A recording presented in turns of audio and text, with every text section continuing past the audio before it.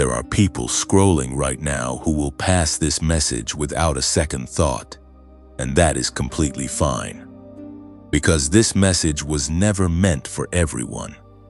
But if something inside you slowed down when you heard these words, if something in your chest tightened just slightly, if a quiet voice somewhere beneath the noise of your daily life whispered that you need to stop and listen, then you are exactly who this message was prepared for.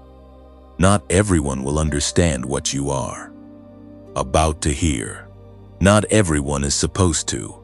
This is a message for a very specific kind of person, and you already know whether or not that person is you.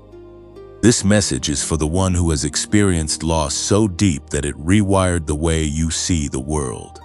Not just the loss of a person, though perhaps that too, but the loss of a version of yourself that you once believed in completely. The loss of a dream you built quietly over years, brick by brick, only to watch it come apart in a single season. The loss of a relationship that once felt like home. The loss of certainty, of direction, of the feeling that life was moving somewhere meaningful. If you have carried that kind of loss, if you have sat alone in the dark hours of early morning and felt the weight of something you could not even name, then this message belongs to you. This message is also for the one who has lived through separation. Not only the separation that comes when someone walks out of your life, but the deeper kind, the separation from your own sense of purpose, from the community you thought would always surround you, from the God you once felt so close to that his presence was like breathing. Some of you know exactly what it feels like to be in a room full of people and still feel completely alone. Some of you have stood in the middle of what looked like a full life from the outside and felt a hollow ache on the inside that you could not explain to anyone because the words were never quite right and the people were never quite ready to hear it. That kind of separation is real and it is heavy, and this message sees you in the middle of it. And this message is for the one who has been through inner transformation. The kind that happens not in the celebrated moments, but in the crushing ones. You did not choose to be changed. The change was not gentle. Something came into your life. A situation, a crisis, a revelation, a breaking. And when you came out the other side, you were not the same person who went in.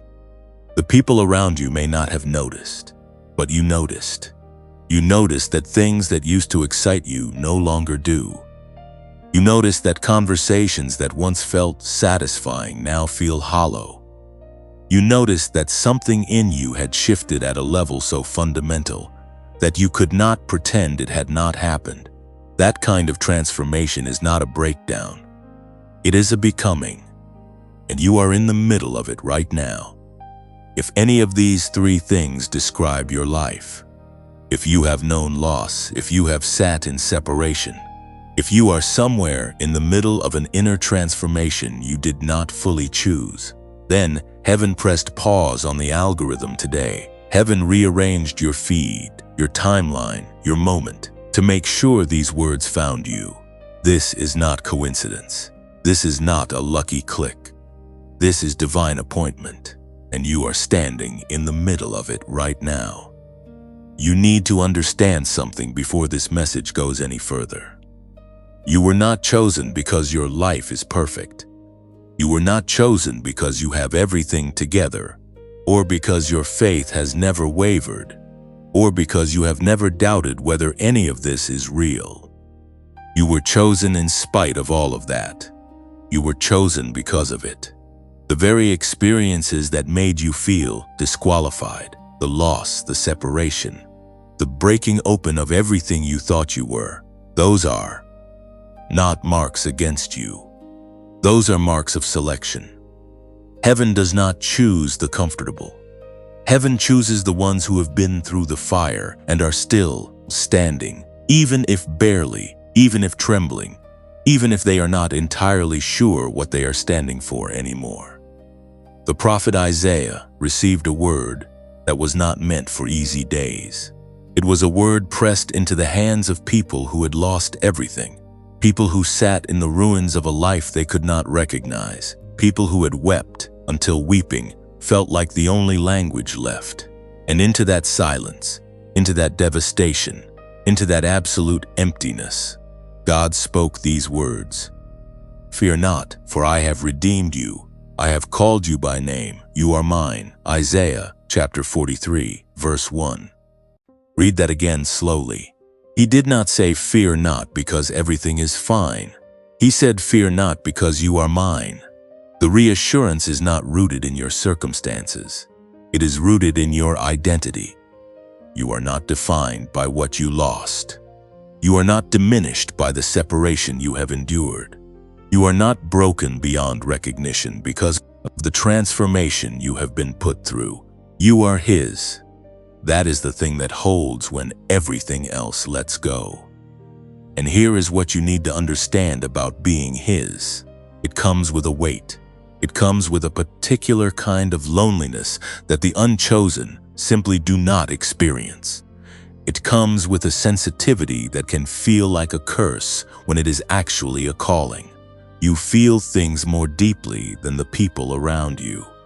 You carry burdens that were never yours to begin with, and yet somehow you have always known they were yours to carry. You see things in people and in situations that others simply walk past.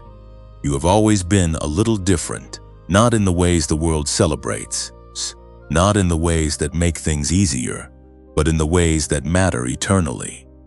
There is a specific kind of person who finds themselves at the lowest point of their life and somehow, in that lowest place, encounters something they cannot explain. A stillness, a warmth, a sense of being seen by something vast and unhurried. You may have had that experience. You may be in the middle of it right now. That encounter is not random. That is the signature of a chosen life.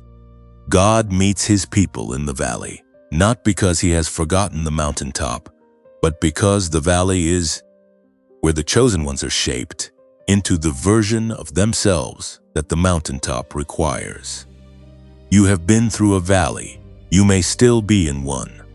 And the reason this message found you today is because heaven wants you to know that the valley has a purpose, and the purpose is you. Not punishment, not abandonment, not the cruel randomness of a universe that's not care.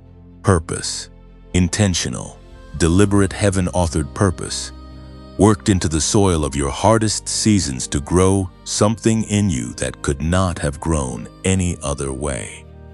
Before you go any further, before this message unfolds into everything it is about to show you, there is one thing I want to ask you to do. Not because a number has power in itself, but because what you are about to declare is a prophetic act. If you have known loss and you are still here, if you have lived through separation and you have not given up, if you are in the middle of an inner transformation and you are still choosing to press forward even when it is hard, and even when it is unclear, type 999 in the comments right now. Let it be your declaration that you are still standing. Let it be your way of saying, I am here, I am chosen, and I am not going anywhere. 999 is the number of the one who is found, and you have been found today. You did not come to this message to be entertained. You came because something in your spirit recognized that it was time. Time for clarity after a long season of confusion. Time for direction after months or years of wandering. Time for the weight to begin lifting, not because life became easier, but because you finally received what you needed to carry it differently. That time is now. This message is your now. You are not here by accident. You are not a mistake. You are not a forgotten footnote in someone else's story. You are the chosen one, handpicked by heaven, shaped by fire, and standing right now at the beginning of something that will change the entire direction of your life. What you have lost was not the end. What you have been separated from was not your destiny. What you are becoming in this transformation is more than anything you left behind. Stay here. This message is only getting started, and what comes next is exactly what you have been waiting for, without even knowing the words to ask for it. There is something that the enemy understands about you that you may not yet fully understand about yourself. He has been watching you longer than you realize. He saw the loss coming before it arrived, and he positioned it carefully, not randomly, because he knows what you carry, and he knows what you would become if that thing inside you was ever fully awakened. The attacks on your life have not been careless. They have been targeted, and targeted attacks are only launched against targets that matter. The enemy does not waste his strongest arrows on ordinary ground. He reserves them for the places where God has planted something irreplaceable, and he has been aiming at you. But here is what he did not account for. He counted on the loss breaking you beyond recovery. It did not. He counted on the separation severing your connection to the source completely. It did not. He counted on the inner transformation, leaving you so disoriented that you would never find your footing again. You found it. Not perfectly, not without struggle, not without the kind of dark nights that make morning feel like a myth. But you found it. You are here. And that alone is evidence of something he cannot defeat. The chosen ones are not people who never fall. They are people who fall in a direction that somehow, miraculously, still leads forward. Every loss you have carried has been teaching you a language that the comfortable will never learn. Every separation has been carving out space inside you, something that requires that kind of room. Every transformation, no matter how violent or disorienting, has been the hand of heaven reshaping the instrument so that when the moment comes, when your moment comes, the sound that comes out of your life will be unlike anything the world around you has ever heard. That moment is closer than you think, and this message is one of the signs that it is near.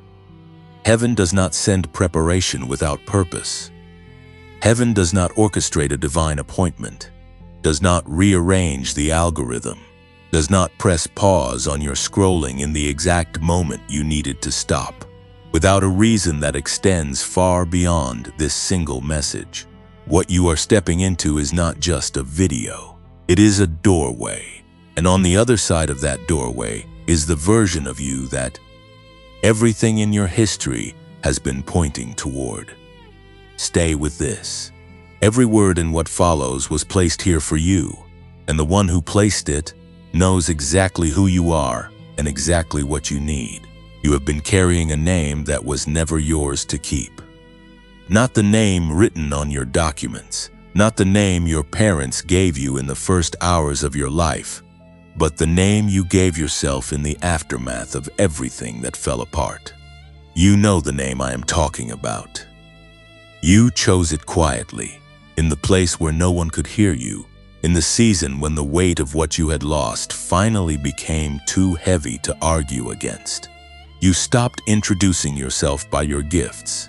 You stopped leading with your dreams. You started leading with your damage, and somewhere along the way, the damage became your identity.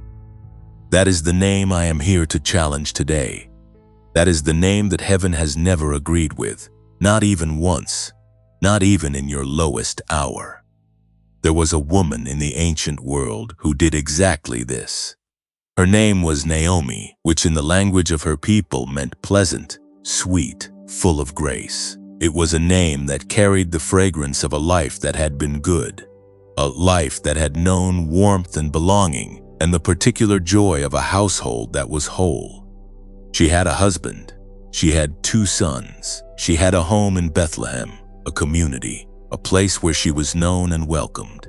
And then, in the way that loss always arrives, not gradually and politely, but all at once and without warning, everything that gave that name its meaning was taken from her.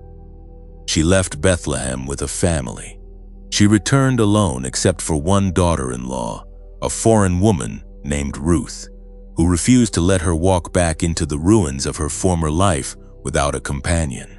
And when the women of Bethlehem came out to meet her, when they saw her face and said, "Naomi, is that you? Is that really you?" she stopped them before they could finish the sentence. She told them directly and without apology, "Do not call me Naomi.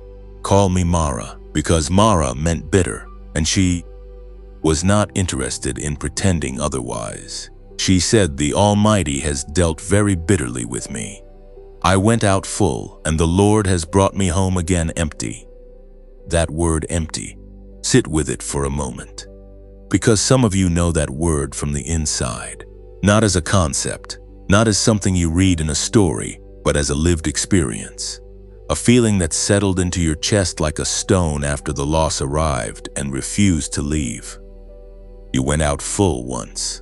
There was a time when you were full of expectation, full of love, full of certainty about where your life was going and who was going to be walking beside you when you got there. And then something happened, and you came back empty. And the name you gave yourself in that emptiness has been following you around ever since. But here is what Naomi did not yet know when she stood in the gate of Bethlehem and renamed herself after her bitterness. She did not know that the emptiness she was carrying was not the conclusion of her story. She did not know that the very daughter-in-law walking beside her, the foreign woman she had tried to send away, was the thread God had kept in her hand without her realizing it. She did not know that her return to the place of her origins, which felt to her like defeat, like going backward, like the humiliation of arriving home with nothing, was actually the beginning of a movement that would reach across centuries. She could not see it from where she was standing, and neither can you from where you are standing right now. This is the nature of chosen ones in their valley seasons. You cannot see the thread God has kept in your hand. You cannot see what your return to the broken place is actually setting in motion. You cannot see the Ruth walking beside you, the provision moving quietly in the background, the divine arrangement already underway in the field where your harvest is waiting. All you can see is the emptiness. All you can feel is the bitterness. And so, like Naomi, you rename yourself after the pain, and you wear that name like it is the truest thing about you. But Mara was never her real name. Naomi was always her real name, and the story that unfolded after her declaration of bitterness proved it, because sweetness came back, because fullness returned, because the God who had seemed to deal so bitterly with her was already at work in the barley fields of a man named Boaz, already arranging the encounter that would restore everything she had declared herself emptied of. She called herself Mara. Heaven kept calling her Naomi, and heaven was right. You have renamed yourself after your loss. You have called yourself abandoned because of the separation. You have called yourself broken because of the transformation that cracked you open without asking your permission. And I want to tell you with everything in this message that heaven has never once agreed with any of those names. Heaven has been calling you by a different name the entire time. A name that means chosen, a name that means purposed, a name that means not finished, not forgotten, not forsaken, not empty.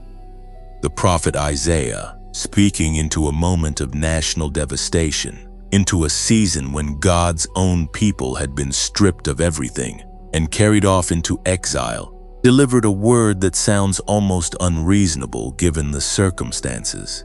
He wrote, "But those who wait on the Lord shall renew their strength. They shall mount up with wings like eagles. They shall run and not be weary. They shall walk and not faint." Isaiah chapter 40, verse 31. Wings, eagles, running without weariness, walking without fainting. These are not the words you would choose to describe a season of waiting when everything is gone.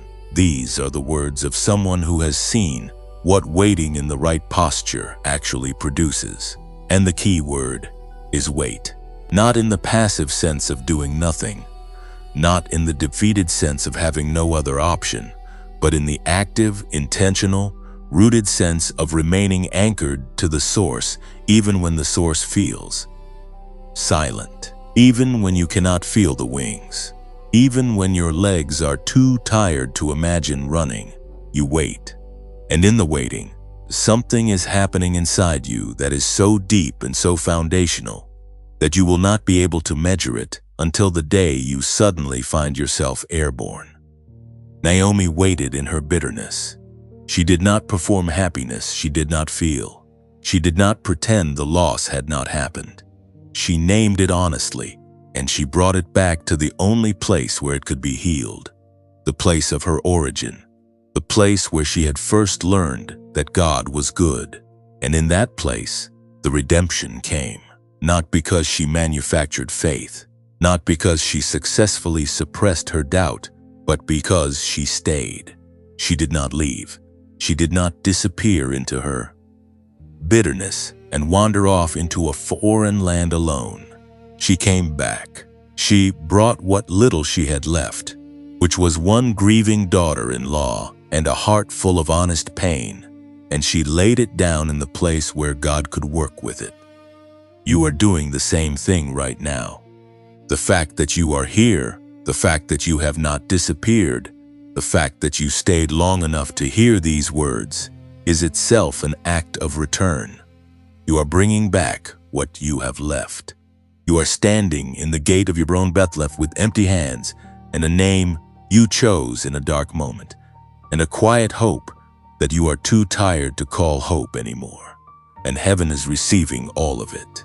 Heaven is not waiting for you to arrive with more. Heaven is meeting you with exactly what you came with, which is all of yourself, including the broken parts, including the renamed parts, including the parts that have forgotten what fullness felt like. Naomi's story did not turn on her strength. It turned on her return. She came back, and in coming back, she positioned herself inside the story that God was already telling. A story that would end not in bitterness, but in a grandson named Obed, who would father Jesse, who would father David, who would carry a lineage straight into the heart of everything God was building in the earth. She could not see any of that from the gate. She only knew she was home. And home was where the next chapter began. Your next chapter has already begun. You may not be able to see it yet. You may still be standing in the gate with the name Mara on your lips and the ache of empty hands and the memory of what full used to feel like pressed against your chest. But the barley fields are already open. The kinsman redeemer is already positioned.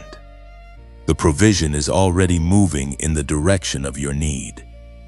Heaven has not stopped working simply because you stopped being able to see it working. The chosen ones are not defined by the names they give themselves in their hardest seasons.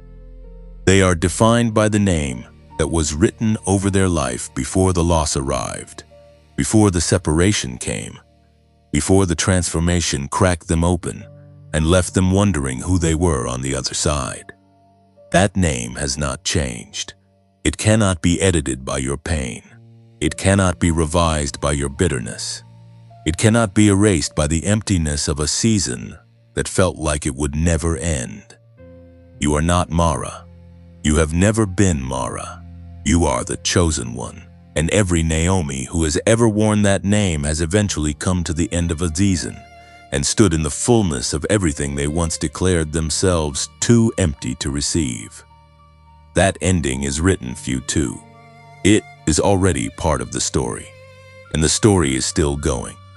Stay here, because what comes next will show you not just who you are, but what has been placed inside you and how it has been designed to move specifically, precisely, and powerfully in alignment with the calling that loss never had the authority to cancel.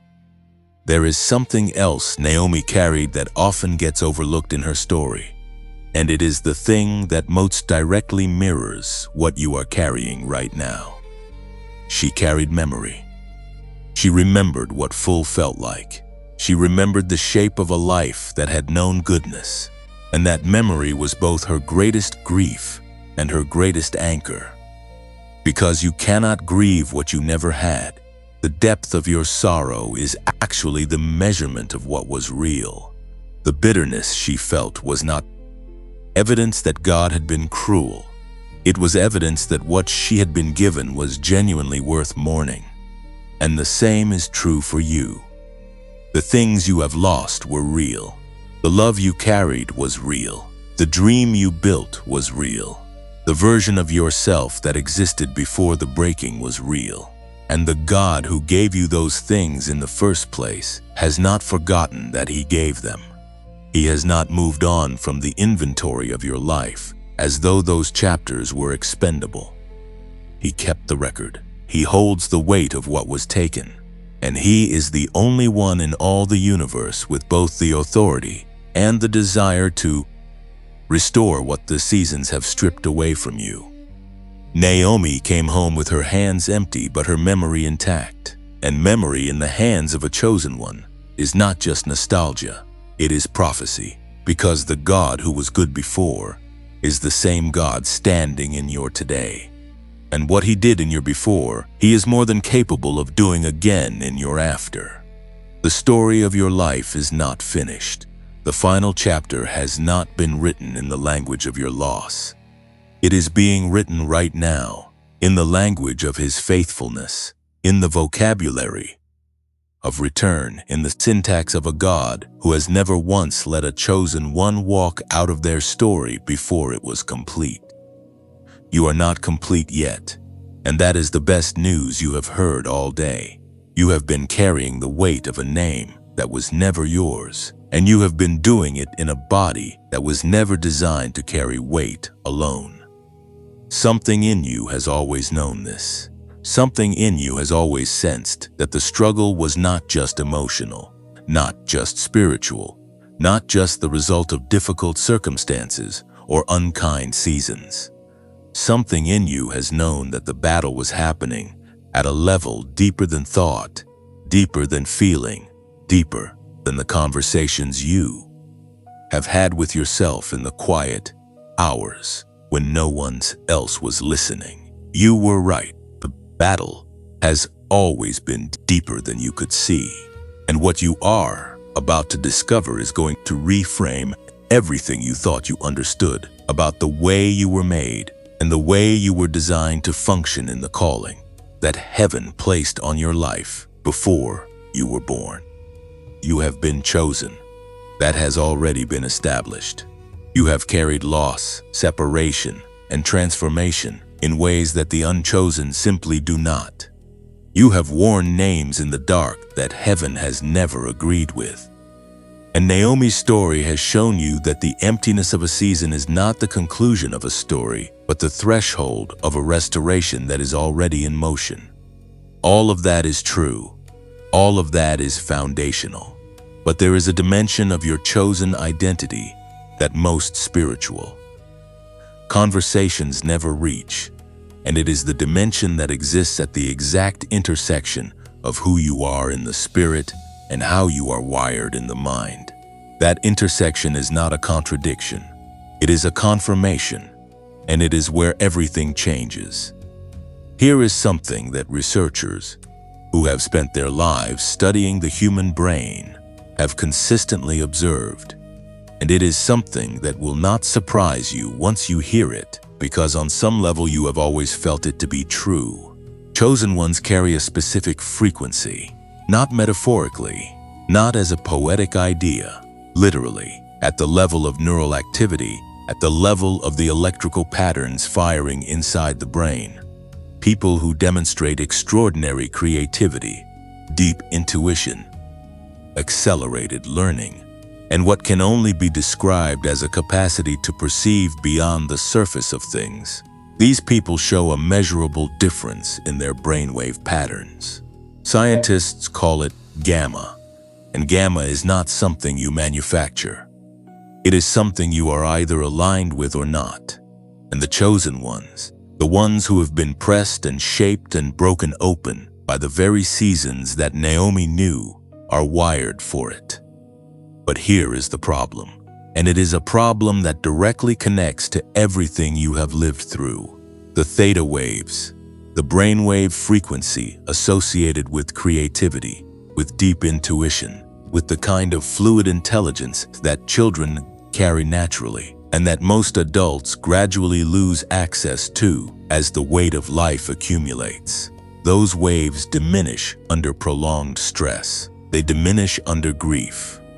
They diminish under the sustained pressure of loss and separation, and the kind of inner upheaval that transformation brings. In other words, the very seasons that have been shaping you into the chosen one you are called to be have also been, on a neurological level, suppressing the very frequency you need to fully walk in that calling. That is not an accident. That is the strategy. And now you know it.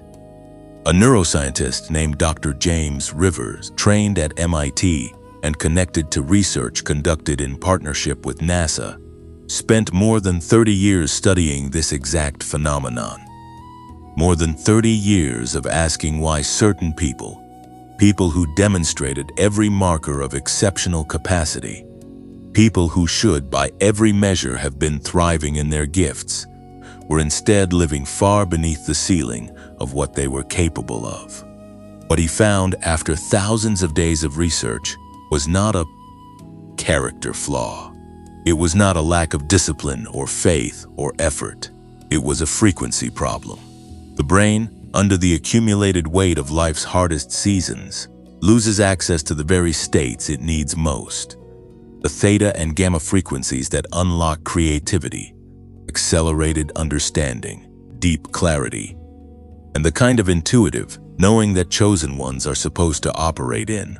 Those frequencies get buried, not destroyed, buried, and what was buried can be restored. What Dr. Rivers developed after those decades of research is called the genius wave. And the name matters less than the mechanism. So let me explain the mechanism simply. The brain has a documented capacity called brainwave entrainment, which means that when the brain is exposed to a specific external frequency delivered through sound, it naturally begins to synchronize with that frequency. It does not require effort.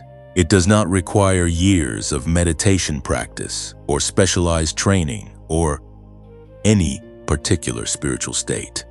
The brain responds to the signal the way a tuning fork responds to its matching pitch. It simply aligns. And when it aligns with the theta and gamma frequencies embedded in this audio, the regions of the brain associated with memory, creativity, clarity, and elevated cognitive function begin to activate in ways that most people have not experienced since childhood. 7 minutes. That is all it takes. Not an hour of meditation. Not a rigorous daily practice that requires perfect conditions and perfect discipline. 7 minutes of listening through headphones to an audio track that has been precisely calibrated to guide the brain into the frequency of its highest function. 7 minutes that you can take in the morning before the day begins, or in the evening when the noise has finally settled, or in any quiet moment you can find in the middle of a life that has not always given you quiet moments easily. 7 minutes, and the brain begins to do what it was always designed to do, operating at the frequency that the chosen ones were built for. Now let me tell you about someone who heard this and did not believe it at first, because her skepticism is probably sitting somewhere close to where yours is right now. She had tried everything. She was a woman in her early 40s who had lived through the kind of loss that reorients a life completely. A marriage that ended. A career that dissolved in the same season. The particular cruelty of 2 major losses arriving close enough together that she could not grieve them separately. She had tried counseling, and it helped somewhat.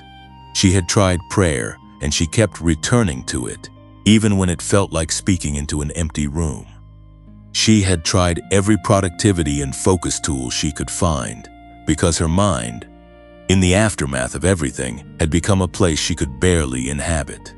Thoughts scattered, memory unreliable. The creative capacity she had once relied on, the intuition that had always guided her good decisions, simply gone. She described it as living in a fog that she could not find the edge of. She used the genius wave for 3 weeks before she wrote to share what had shifted. She did not use dramatic language. She said simply that the fog had begun to lift, that she was sleeping in a way she had not slept in over a year, that ideas, actual usable ideas, were returning to her in the morning, that a conversation she had been too afraid to initiate for months had happened naturally and had gone better than she imagined possible. 3 weeks. 7 minutes a day. She was not a different person. She was the person she had always been, finally operating at the frequency she had been designed for. Another person, a man who described himself as someone who had spent the better part of 2 years feeling spiritually disconnected and mentally slow, said that after using the audio consistently, he completed a project that had been sitting unfinished for 14 months in a single focused afternoon. He said he did not know if it was the sound or something else, but something had unlocked. Something that had been jammed had come loose. That is not a coincidence. That is entrainment working, the way the research says it works.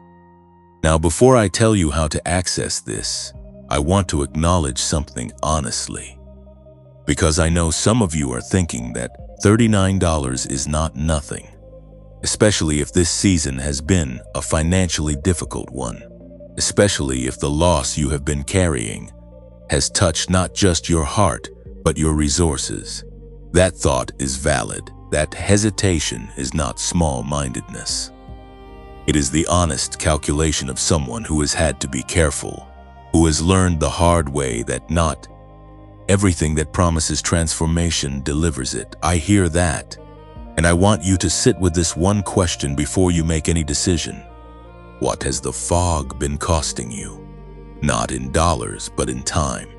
In opportunities that passed, while your mind was too scattered to seize them.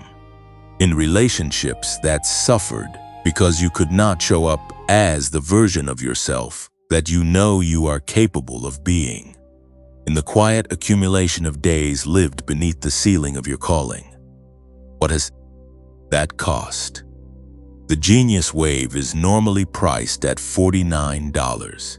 Through the link in the pinned comment and the description below, you can access it today for just $39, and it comes with a 90-day money-back guarantee, which means you have 3 full months to use it, to test it, to sit with it. And if you experience nothing, if the fog does not lift even slightly, you pay nothing. That is not a sales pitch.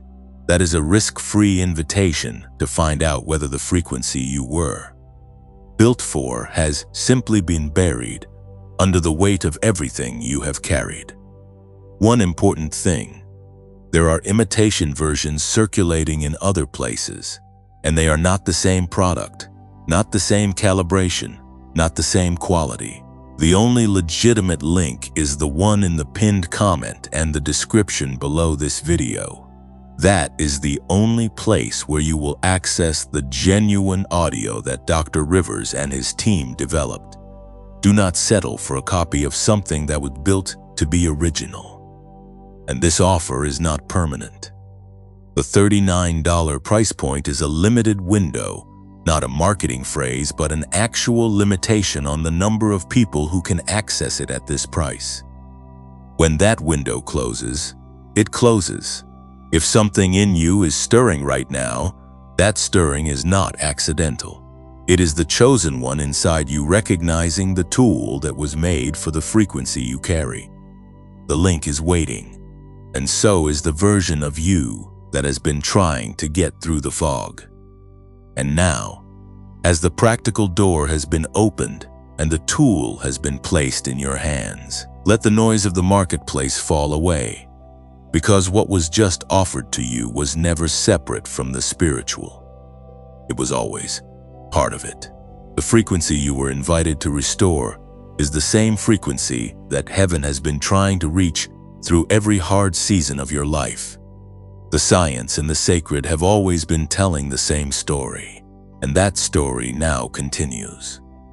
Naomi walked back into Bethlehem with empty hands and a renamed heart, and the first thing that met her was not a miracle. The first thing that met her was the ordinary. The barley harvest was beginning, fields were opening, workers were moving through the grain in the slow, unglamorous rhythm of daily labor. There was no trumpet. There was no announcement from heaven that the restoration had been dispatched and was on its way. There was only the next ordinary day arriving, as ordinary days do, without ceremony and without explanation. And in that ordinary day, while Naomi sat in the weight of her bitterness and her loss and the hollow ache of everything she had declared herself to be, Ruth went out into the field. Ruth did the next small thing, and the next small thing changed everything. This is the part of the chosen one's journey that the highlight reel never captures. Everyone wants to show you the moment of breakthrough, the sudden turning, the dramatic reversal where everything that was wrong becomes right in an instant. And those moments are real. They happen. Heaven is not incapable of sudden reversals, but the architecture of most chosen one stories is built not on dramatic moments, but on faithful, ordinary ones. The days where you did the next small thing, even though you could not see what it was leading to. The mornings where you opened your eyes and chose to stay present in a life that did not yet look the way it was supposed to look. The quiet acts of obedience and return and simple forward motion that looked like nothing from the outside and were everything on the inside. You are in one of those days right now. You may not feel chosen. You may not feel the frequency activating or the fog lifting or the restoration moving in your direction. You may feel the same weight you carried into this message, plus the slight exhaustion of having been asked to hope again when hoping has cost you before. That feeling is honest, and it is not the enemy of your breakthrough. It is the very soil in which your breakthrough is being grown. Naomi felt it too.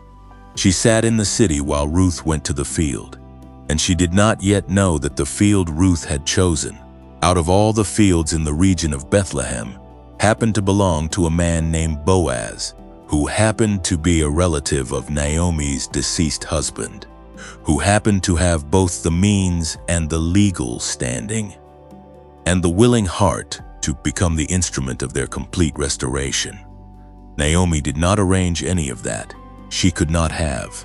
She was sitting in the city with a heart full of bitterness and hands too empty to build anything. The arrangement was happening entirely outside her field of vision, in the space between her emptiness and the fullness that was coming, in the gap that she could not see across from where she was standing. That gap is the place where chosen ones are required to trust the most, not when the evidence is clear, not when the provision is visible and the path is obvious and the outcome is already in sight, but in the gap, in the between, in the season where all you know is that you are still here and still breathing and still, despite everything, choosing to move forward, even when forward feels like a direction you invented because you had no better option. The word that speaks most directly into the gap is not a word of triumphant declaration. It is quieter than that. It is the word that was spoken not in the earthquake and not in the fire, but in the still small voice that came after both. It is the word that finds you not on the mountaintop, but in the cave beneath it, when you have run as far as you can run, and the exhaustion has become indistinguishable from despair, and the most honest prayer you can offer is simply the question of whether any of this is still worth it. Into that cave, into that gap, into that silence between what was and what is coming, God speaks. He gives strength to the weary and increases the power of the weak. Isaiah chapter 40, verse 29. Not to the strong, not to the ones who have it together, not to the ones who have successfully maintained their faith through the storm without a single moment of doubt or wavering or honest anguish. To the weary, to the weak, to the ones sitting in the city while they wait to see what the field is going to produce. To the ones who renamed themselves Mara because the name Naomi felt like a lie they could no longer afford to tell. To you, strength comes to you, power increases in you, not because you earned it, not because you performed your faith correctly, but because He gives. It is His act. It is His initiative. It is His strength moving into your weakness, not when you get stronger, but precisely when you admit that you cannot get any weaker. This is the theology of the gap. This is the spiritual reality of the between season. The strength is not coming after the breakthrough. The strength is coming now, into the weakness, so that you have what you need to take the next step that leads to the breakthrough. The order matters. He does not wait for you to recover before He strengthens you. He strengthens you so that you can recover. He does not wait for the fog to lift before He gives you clarity. He gives you enough clarity to take the next step, and the next step begins to lift the fog. Naomi did not know the name Boaz when Ruth left for the field that morning. She did not know that her emptiness was positioned within walking distance of her fullness. She only knew that a new day had come, and that Ruth was willing to go, and that the harvest was happening whether she participated in it or not. And so she let Ruth go. And in letting Ruth go, in releasing the one thing she had left into the ordinary labor of an ordinary day, she unknowingly activated the sequence that would bring everything back. What are you releasing today? What is the Ruth in your life, the one remaining thread of forward motion, the one relationship or practice or daily act that still connects you to the field where your harvest is growing, that you have been holding too tightly out of fear that if it goes, nothing will be left? Release it, not recklessly, not without prayer, but with the kind of open-handed trust that says, I cannot see the field from here, but I know the one who planted it, and I know that what has been sown in this season has been sown with intention. The gap is not empty. The gap is full of the invisible work of heaven that does not require your supervision to proceed.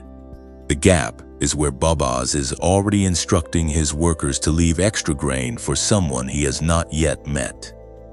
The gap is where the provision is being positioned before the need has even found it. The gap is where the God who gives strength to the weary is already moving toward you with everything you are going to need for the next chapter, the chapter that begins the moment you stop defining yourself by the one that just ended. Naomi came home and called herself Mara, and then the barley harvest began, and then Ruth went to the field, and then Boaz noticed it, and then the kinsman redeemer did what kinsman redeemers do. And then Naomi held a grandson in arms that had been empty and a heart that had declared itself bitter. And the women of Bethlehem said to her, Your daughter-in-law who loves you is better to you than 7 sons. And the Lord has not left you without a redeemer, from empty to full, from Mara to Naomi. Again, from bitterness to the sound of women celebrating in the streets, not because the loss was undone, because it was not, but because the God who sits over loss and over restoration and over every season in between had never once stopped working in the gap. Your gap is not a graveyard. It is a workshop. And what is being built in it is beyond what you can currently see, design, or imagine from the place where you are standing. But it is being built, and you will hold it in your hands, Not because you were strong enough, because He is, and because He gives that strength freely and fully to the weary ones who are chosen enough to keep going, even when going feels like the hardest thing they have ever done. Keep going. The field is already open, the harvest is already moving, and the one who redeems is already on his way. There is a particular kind of courage that no one talks about because it does not look like courage from the outside. It does not look like the courage of the warrior charging into battle, or the leader standing before a crowd, or the prophet delivering a difficult word in a hostile room. It looks like waking up. It looks like making coffee and sitting with the weight of another uncertain day and deciding, without fanfare and without an audience, that you are going to stay in the story, that you are going to keep your hands open, even though the last time you opened them, you watched something precious fall through, that you are going to trust the field, even though the last harvest did not come in the way you expected. That is the courage of the chosen one in the gap, and it is the rarest kind, because it asks nothing of the crowd and everything of the self. It asks you to believe in the harvest when the field looks empty. It asks you to call yourself Naomi when everything in you still feels like Mara. It asks you to let Ruth go out into the uncertainty of an ordinary morning and trust that the God who arranged the whole story already knows which field she is going to choose. You have been practicing this courage longer than you realize. Every morning, you opened your eyes in a season that gave you reasons to stay closed. Every prayer you prayed into what felt like a silent room. Every step you took forward in a direction you could not fully see. That was not weakness. That was the chosen one doing what chosen ones do when the gap is at its widest and the distance between where they are and where they are going feels the most impossible. The gap is closing, not because of anything you did to force it closed, but because the God who opened it in the first place set a limit on how long it would remain. There is a time for every season, and the season of your gap has a scheduled end that heaven has already written into the calendar of your life. You do not know the date. You do not need to. What you need to know is that it ends, that the gap closes, that the field produces, that the Redeemer arrives, that the women in the streets celebrate what God has done, that the arms that were empty are filled again. That happens. It has happened before, for Naomi, and for every chosen one who held on through the between, and it will happen for you. Stay in the story. The next section has something to show you about the fire that you are walking through right now, and why the silence from heaven in the middle of it is not the absence of God, but the fullness of His most careful attention. There is a kind of silence that feels like abandonment. You know the kind. It is not the peaceful silence of a quiet morning or the restful silence of a mind finally at ease. It is the silence that arrives in the middle of your hardest season and settles over everything like a weight. The silence that comes when you have prayed everything you know how to pray, and the ceiling still feels like a ceiling. When you have waited longer than you thought waiting was supposed to take. When the evidence around you is pointing in one direction, and the direction it is pointing is not the one you were promised. That silence is the one that tests chosen ones at a level that nothing else can reach. And that silence is exactly what you are being asked to trust right now. Because here is what that silence is not. It is not indifference. It is not distraction.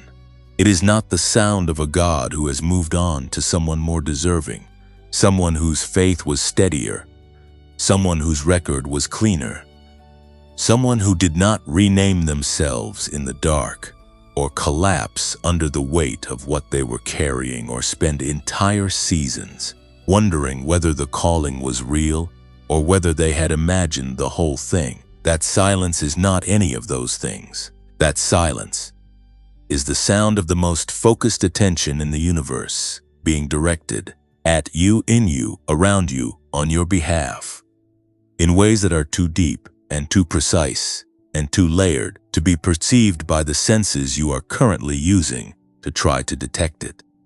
Naomi knew this silence. She carried it from Moab all the way back to Bethlehem. She wore it in the streets when the women came out to greet her. She named herself after it. She called it bitterness because she did not yet have a word for what it actually was, which was the silence of a story that was not half finished being written. The silence between the last chapter and the next one.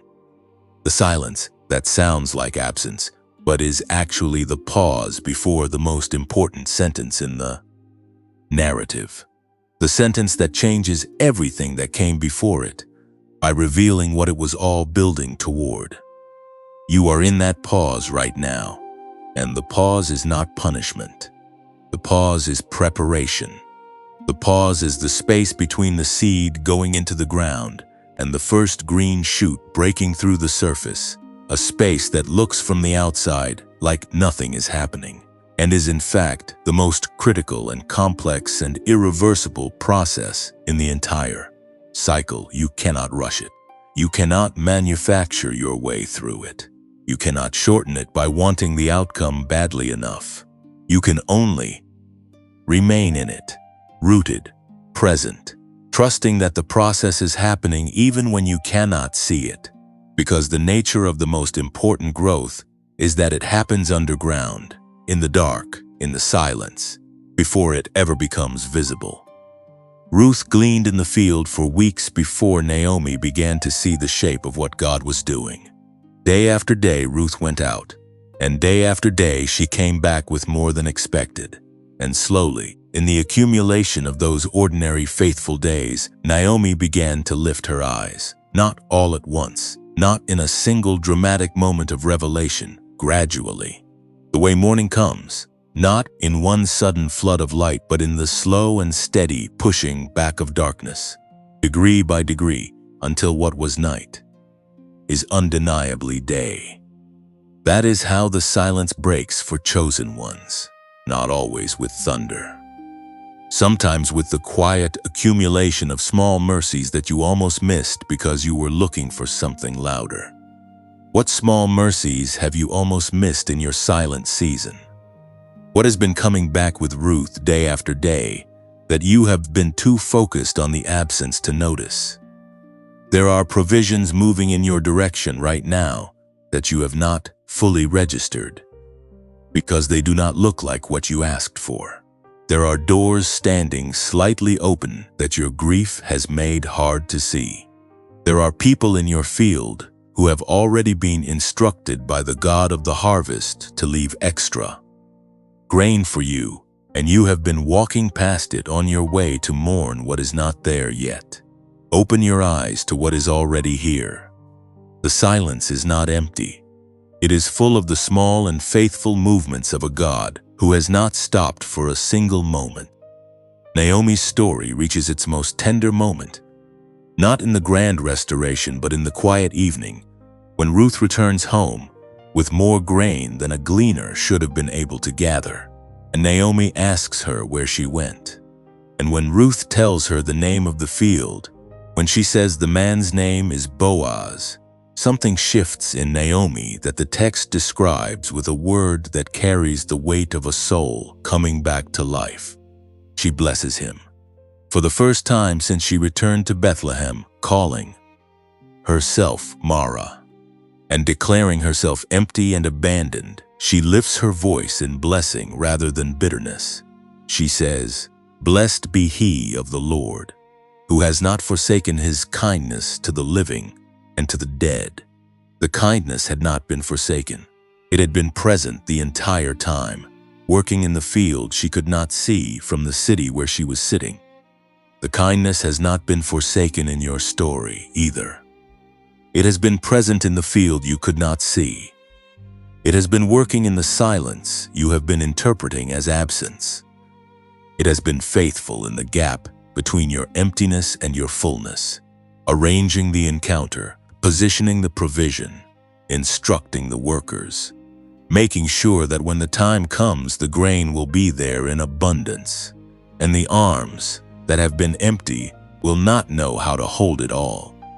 This is the fire that chosen ones are asked to walk through, not the fire of dramatic persecution, though some of you have known that too, but the fire of sustained uncertainty, the fire of a silent season that stretches longer than endurance feels equipped to handle, the fire that does not destroy the body but tests the soul, that does not wound the flesh but refines the character, that does not take your life but takes everything in your life, that was not built to last into eternity. That fire is doing something in you that comfort could never accomplish. That fire is burning away the names you gave yourself in the dark. It is burning away the version of you that needed the loss to define you. It is burning away the bitterness that felt like the truest thing about you, and revealing underneath it the Naomi who was always there, sweet, gracious, full of the kindness of a God who never once stopped being kind. The prophet Malachi, speaking of this refining process, used the image of a silversmith who sits over the fire not to watch the silver burn, but to watch himself reflected in its surface, and who knows the refining is complete at the moment he can see his own face clearly in the metal. He will sit as a refiner and purifier of silver. Malachi chapter 3, verse 3. He sits. He does not walk away. He does not start the fire and leave you in it alone while he attends to something else. He sits, present, attentive, watching, waiting for the moment when the impurities have risen to the surface and been removed, and what remains is pure enough to reflect him clearly. That is what the fire in your life is producing, not your destruction, your reflection, the capacity to carry his image in a way that the unrefined version of you simply could not have managed. The fire is not against you. The fire is for you, and the one who lit it has not moved from his seat beside it for a single moment. You are being refined right now. The silence is the sound of his attention. The fire is the evidence of his investment.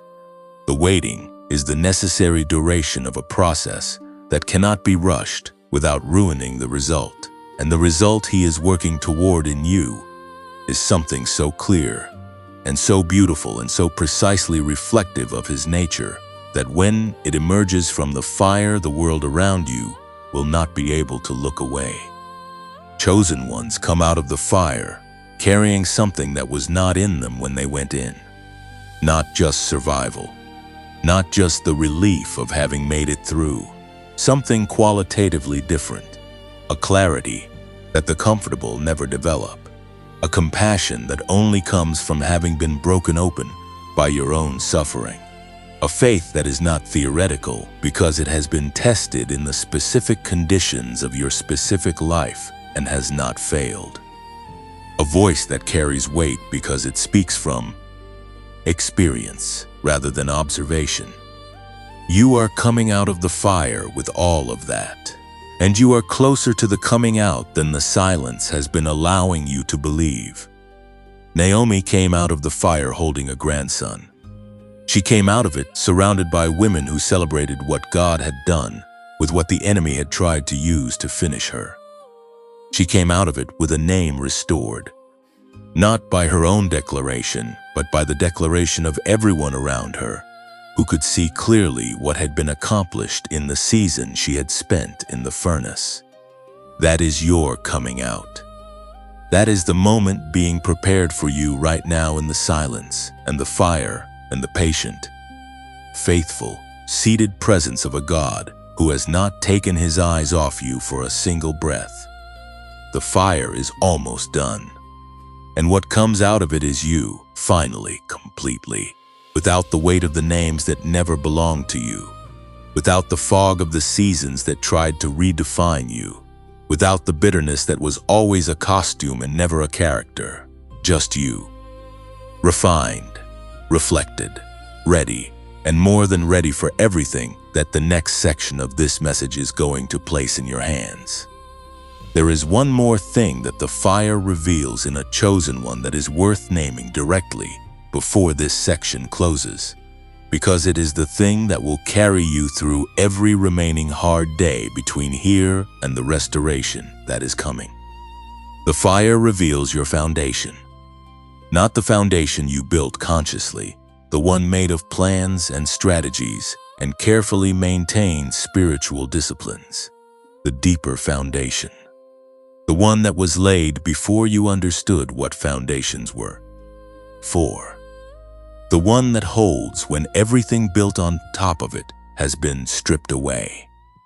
The one that is still there when the loss has taken the house, and the separation has taken the community, and the transformation has taken the version of yourself you thought was permanent. That foundation has a name, and the name is not your strength or your faith or your consistency or your record.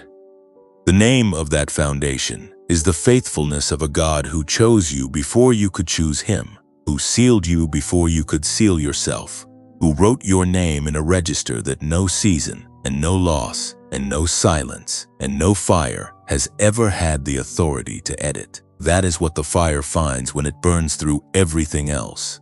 That foundation, unmoved, unshaken, unchanged, still bearing your full weight even when you had forgotten it was there.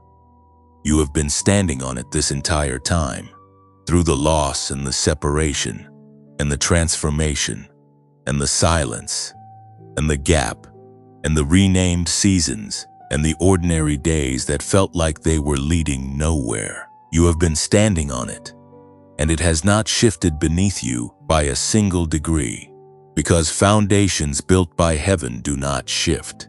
They do not erode under the pressure of hard seasons. They do not crack under the weight of honest doubt. They hold. They hold. Everything they hold you. And from that foundation, from that unmovable, heaven-built, eternally faithful ground beneath your feet, you are about to build something new. Not a reconstruction of what was lost. Something new. Something that could only be built by the version of you that walked through the fire. Something that the unrefined version of you did not yet have the capacity to carry. The foundation is ready. The builder has been seated at the fire the whole time, and the building is about to begin. Stay here. What comes next will show you the practical rhythm of the chosen one's daily life and how the small sacred acts of an ordinary day become the architecture of an extraordinary destiny. You have been in the fire. You have sat in the silence. You have carried the weight of a name that was never yours and walked through seasons that were designed not to destroy you, but to define you at a level that comfort could never reach.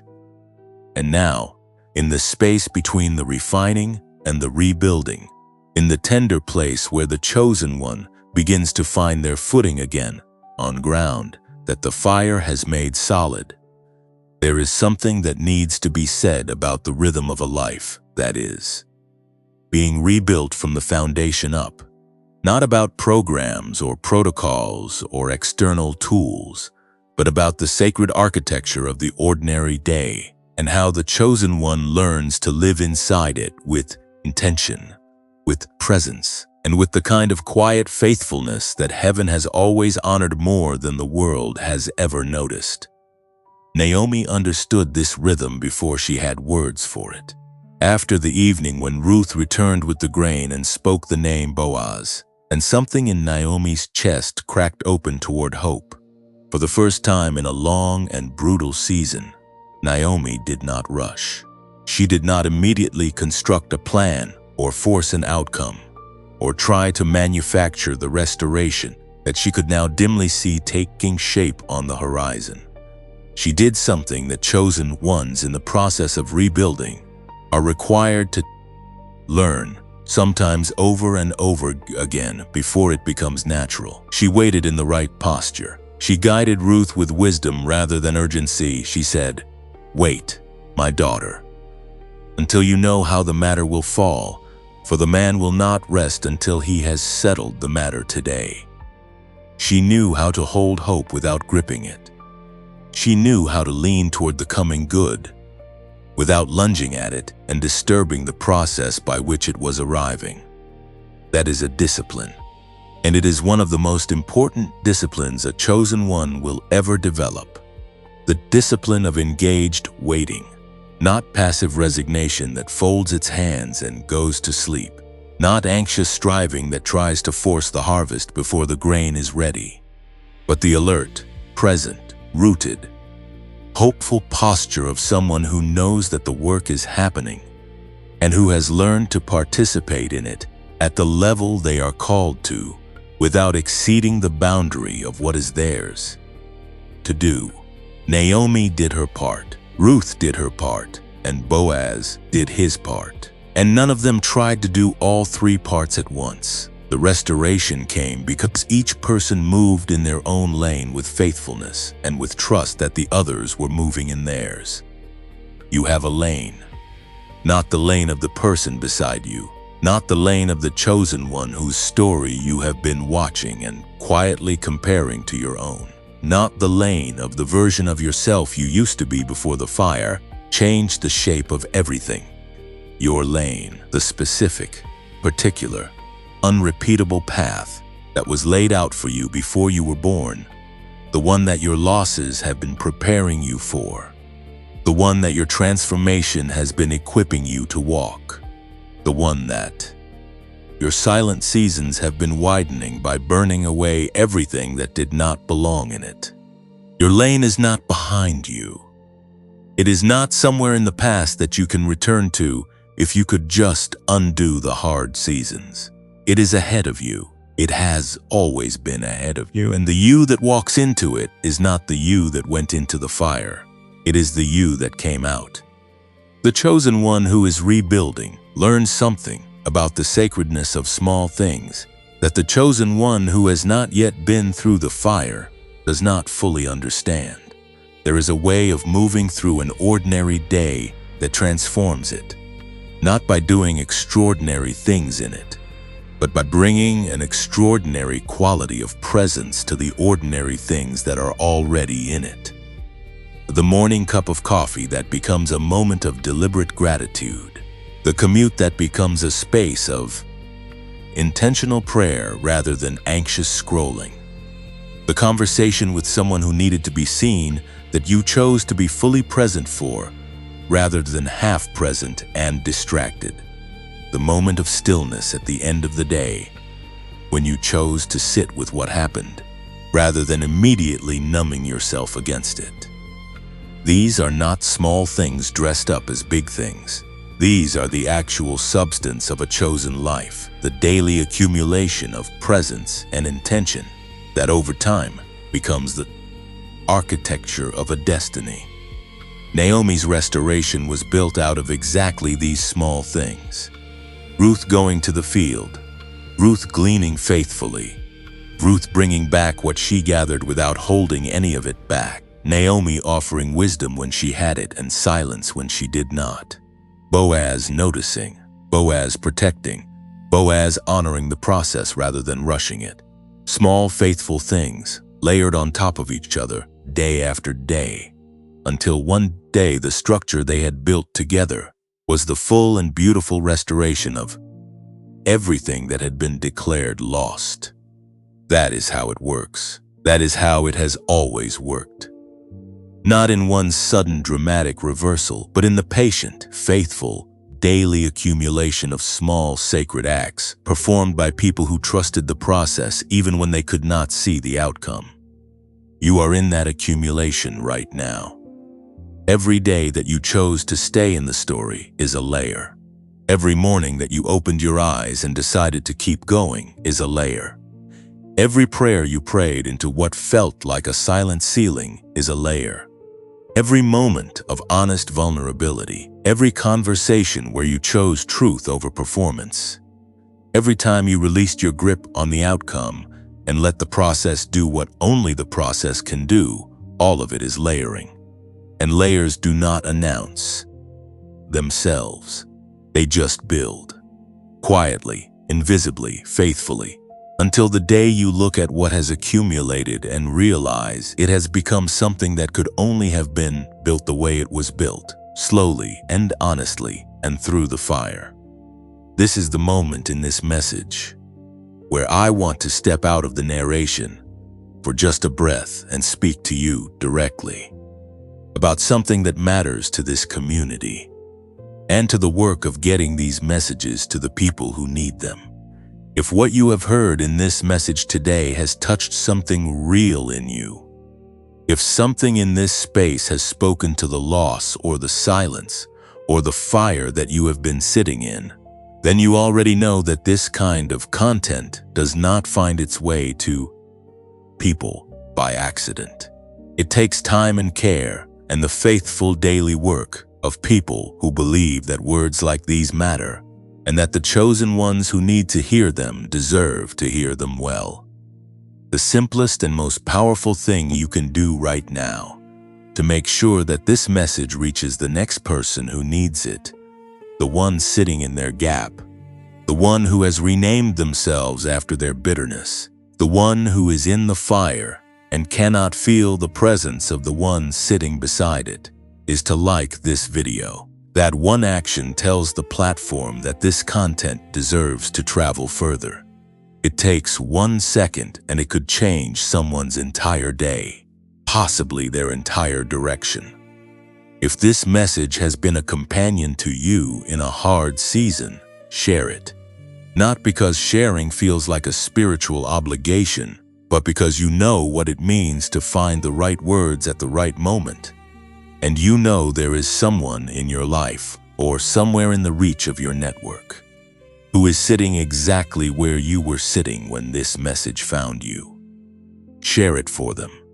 Let it be your Ruth going out into the field on their behalf, your small, faithful act that positions someone else inside the story that God is already telling about their life.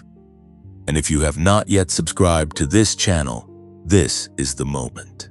Not because of an algorithm, though the algorithm is real and subscribing genuinely helps this work reach further, but because you deserve to have a consistent space where the language of the chosen one is spoken clearly and without apology, where the fire is named honestly and the restoration is declared faithfully, and the silence is not explained away, but held with the kind of patient trust that chosen ones are being formed to carry, subscribe, and stay. The messages that are coming will meet you in the seasons ahead with exactly what you need for those seasons. And for those of you who feel moved to go further, to become a partner in this work at a deeper level, there is a link in the description and in the pinned comment below where you can support what happens here through a donation. Every contribution, regardless of size, goes directly into the creation of content that is built for people exactly like you. People who have been through the fire and need to hear that the fire is not the end of their story. If that resonates with you, the link is there. And if it is not the right season for that kind of giving, the like and the share and the subscription are gifts of equal value in a different currency. The community that gathers in this space is not a random collection of viewers. It is a gathering of chosen ones who found each other in the middle of their hard seasons and chose to stay in the same room. You are part of that gathering now, and what you contribute to it, whether through a comment or a share or a subscription or a donation, or simply by showing up faithfully and letting these words do what they were sent to do in your life, all of it matters. All of it is a layer in the accumulation. Naomi did not rebuild alone. Ruth was beside her. Boaz was in the field. The women of Bethlehem were in the streets. The restoration was a community event, and so is yours. You were not designed to come out of the fire and walk into the next chapter in isolation. You were designed to come out into a community of people who recognize what the fire has produced in you and who celebrate it with you and who walk beside you into the fullness of what comes next. You are in that community right now, and it is glad you are here. Stay close. What comes next in this message is going to show you something about the protection that has been over your life this entire time, the seal that no enemy and no season and no silence has ever had the authority to break, and why. The attacks that came against you were never actually about your destruction, but about the confirmation everything heaven has placed inside you. There is something the enemy has never been able to explain away, and it is the fact that you are still here. Not just physically present, not just biologically alive, but here in the deeper sense, still oriented towards something greater than your pain, still carrying the thread of a hope that should by every measurable account have snapped under the weight of everything that has been placed against it. You are still here, and that fact alone is not the result of your own resilience, though you have been resilient in ways that would astonish you if you could see yourself from the outside.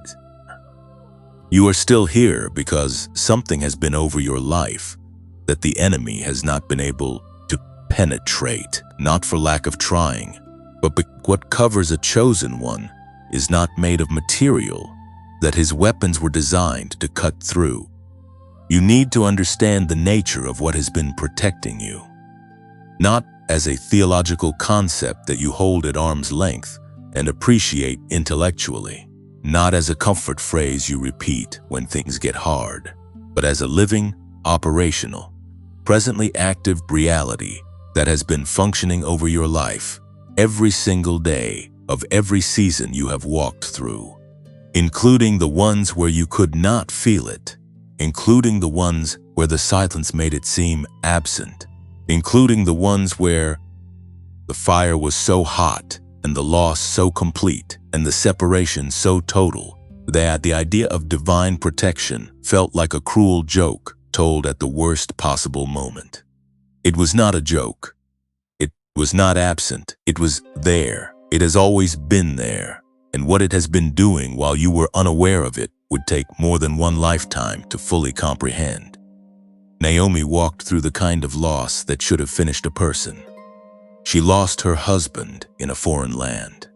She lost both of her sons in the same season of exile. She was left in a country that was not hers, with 2 daughters-in-law who were also grieving, with no economic security and no clear path forward, and no visible reason to believe that the God of Israel was paying any particular attention to her situation. By every external measure, the protection had failed. By every visible indicator, she had been left exposed and vulnerable and stripped of everything that should have covered her, and yet she was alive. And yet she had the strength to make the journey back. And yet she had the presence of mind to release Orpah and hold Ruth and put one foot in front of the other on the road to Bethlehem. And yet, in the very season when protection looked most absent, it was most precisely at work, holding the one thread that would become the entire tapestry of her restoration. The protection over a chosen one does not always look like the walls going up. Sometimes it looks like the walls coming down in a very specific and surgical way that leaves exactly the right things standing. Sometimes what feels like exposure is actually repositioning. Sometimes what feels like being stripped is actually being prepared for a garment that could not have fit over everything that was just removed. The enemy looks at the falling walls and celebrates what he thinks is his victory. Heaven looks at the same scene and sees the preparation for a restoration that the walls were actually preventing. What you lost may have been the thing that was keeping you from what you are about to receive. Not because God caused the loss, but because God, in His absolute sovereignty over your story, has the authority and the wisdom and the love to take what the enemy meant as destruction and turn it into the very mechanism of your elevation. This is the seal. Not a seal that keeps everything comfortable and protected from difficulty, but a seal that keeps the essential thing intact through every difficulty. The essential thing is not your circumstances. It is not your relationships, or your resources, or your reputation, or your record. The essential thing is your calling. The essential thing is the assignment that was written over your life before you were born. The essential thing is the specific, irreplaceable contribution that only you, shaped by your exact history, refined by your exact fire, emptied and restored in your exact pattern, can make to the world that is waiting for you to show up fully.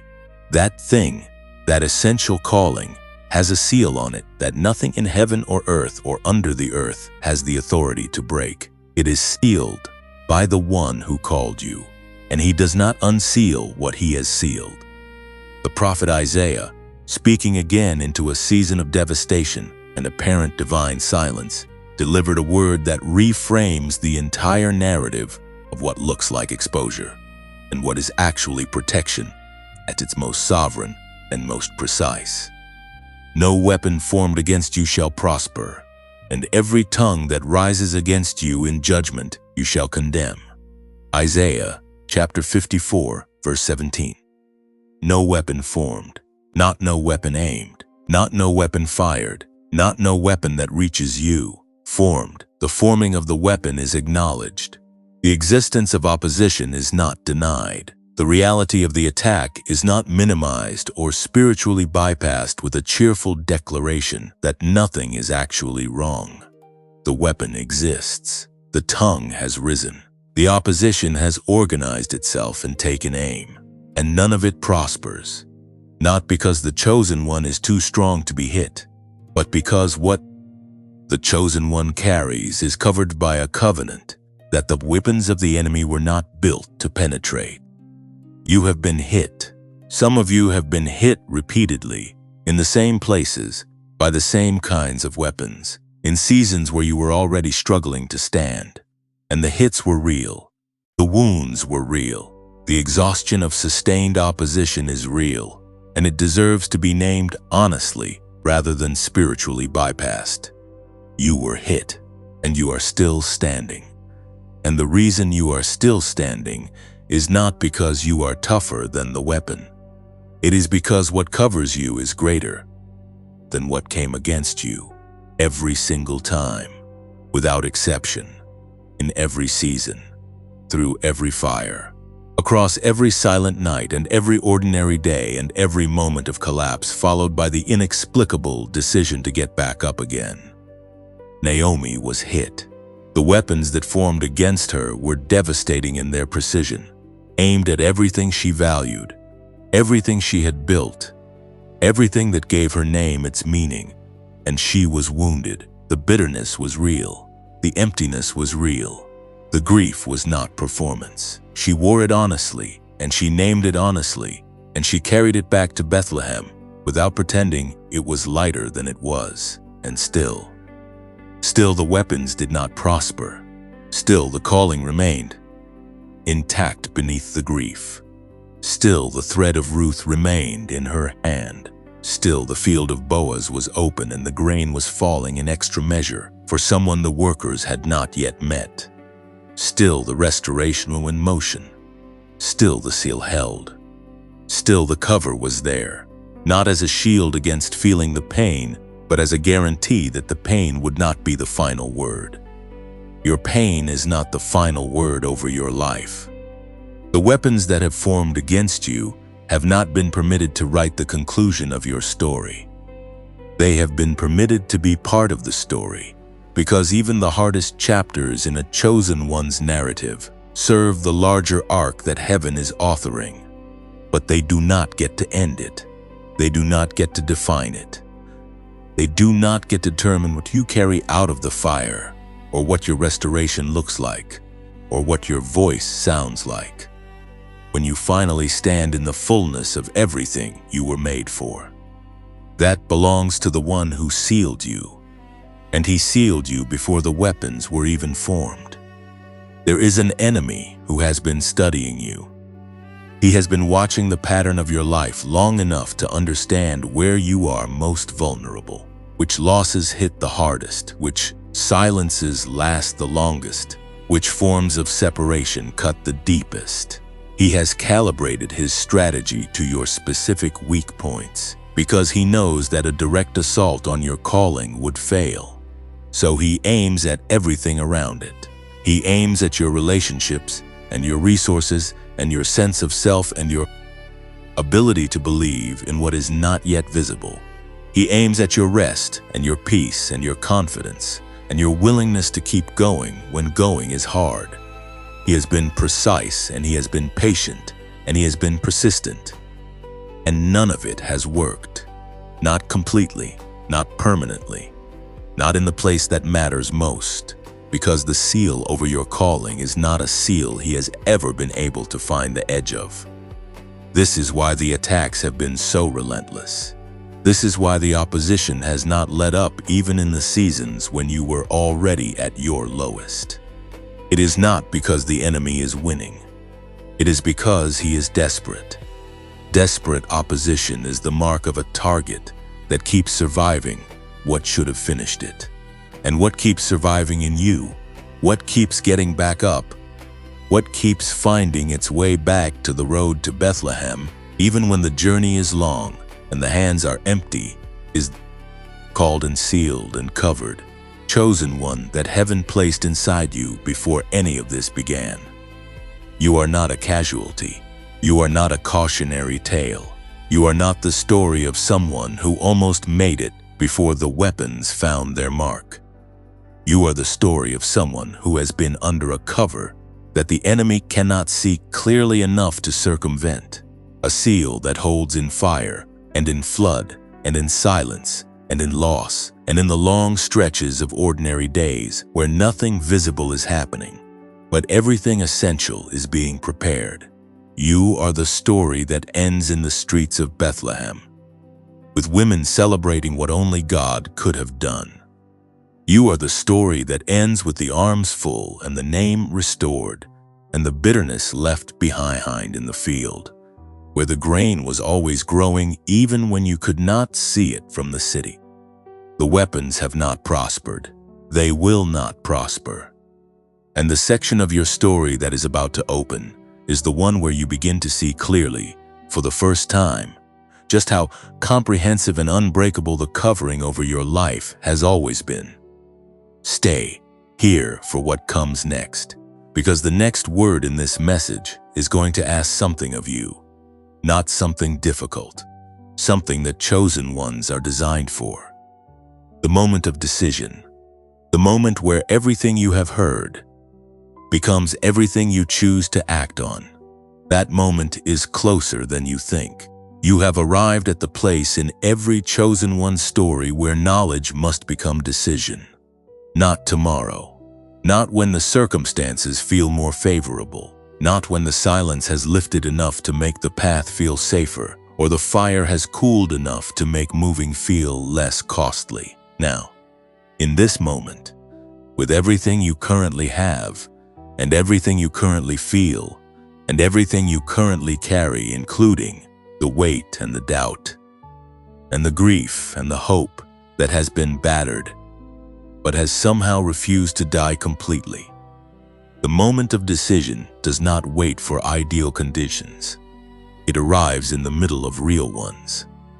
And the real conditions of your life right now, however imperfect, however incomplete, however far from what you imagined they would look like at this point in your story, are exactly the conditions in which heaven has chosen to ask you to move. Naomi stood at a crossroads that the text of her story describes with a simplicity that almost conceals its weight. She was on the road between Moab and Bethlehem, and she turned to her daughters-in-law and told them to go back. Go back to your mother's houses. Go back to the life you knew before. Go back to the familiar, the comfortable, the place where you have people and language and the reasonable expectation of a future that makes sense. She was releasing them. She was making the choice to walk the rest of the road alone, rather than allow her own devastation to become the cage that held them back from the lives they deserved. That is a decision made in the middle of grief. That is a choice made without knowing the outcome. That is the chosen one doing what chosen ones do when the road is hard and the future is unclear, and the only thing they know for certain is the next right thing. Orpah kissed her and went back, and the text does not condemn her for it. Going back was a reasonable choice. It was the choice that made sense given the circumstances.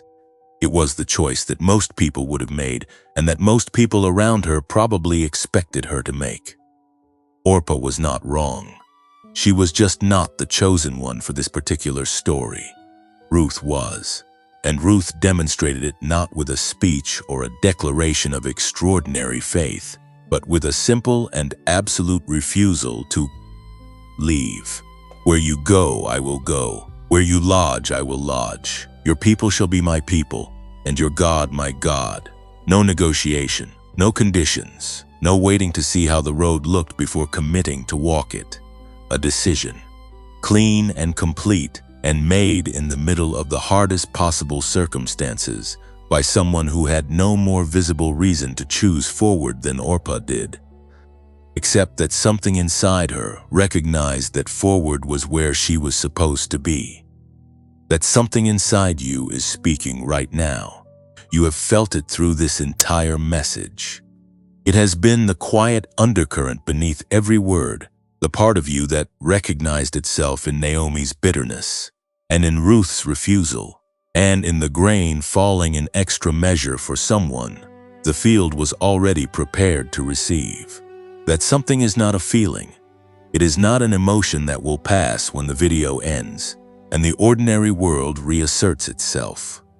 It is the voice of the chosen one inside you who has been waiting through every hard season for exactly this moment, the moment where the decision is placed directly in front of you, and the only question left is whether you will be Ruth or Orpah. This is not a judgment of either choice.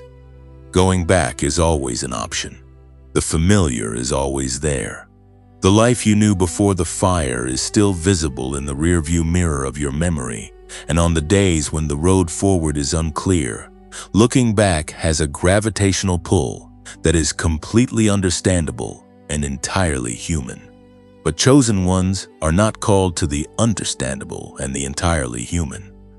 They are called to the road that Ruth walked, the one that leads into the unknown with nothing but a refusal to let go of the one thread that connects them to the story God is telling. And that road has a beginning that looks exactly like this moment. You are standing on the road right now, and heaven is watching to see not whether you are strong enough, not whether your faith is pure enough, not whether your record is clean enough, or your emotions are settled enough, or your circumstances are favorable enough. Heaven is watching to see whether you will stay on the road, whether you will refuse to go back, whether you will say with the same clean and unqualified simplicity that Ruth said it, I am not leaving. I do not know what is ahead. I cannot see the field from here. I do not know the name of the provision that is already being positioned in my direction. But I am not going back. I am staying on this road. And I am walking it all the way to whatever Bethlehem looks like for my life. The decision you make in this moment does not require dramatic action. It does not require you to have everything figured out, or to have resolved every doubt, or to have arrived at a place of complete and unshakable certainty. Ruth did not have any of those things when she made her choice. She had grief and loyalty, and a refusal to let the road end where it was trying to end. That was enough. That has always been enough. The God who honors the decision of a Moabite woman who chose the road over.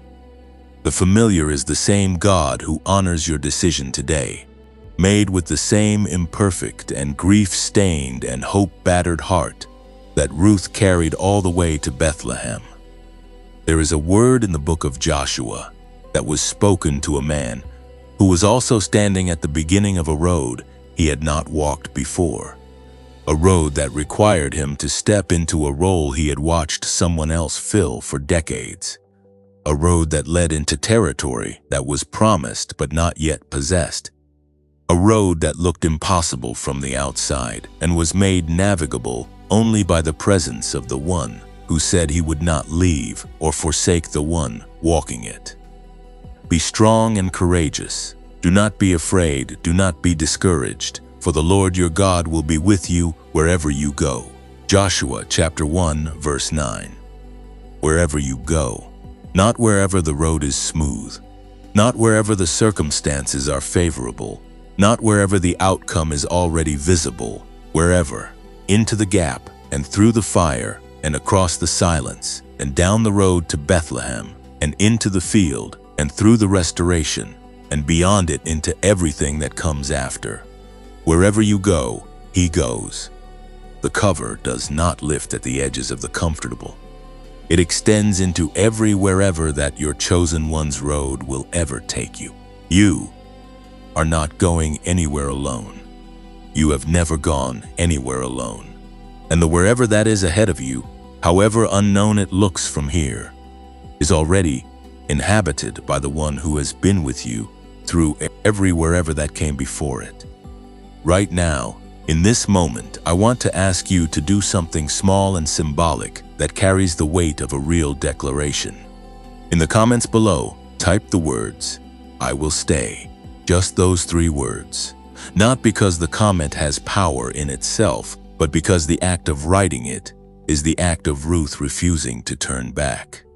It is the act of saying out loud, even in the small public space of a comment section, that you have heard this message and you have recognized yourself in it, and you are choosing the road.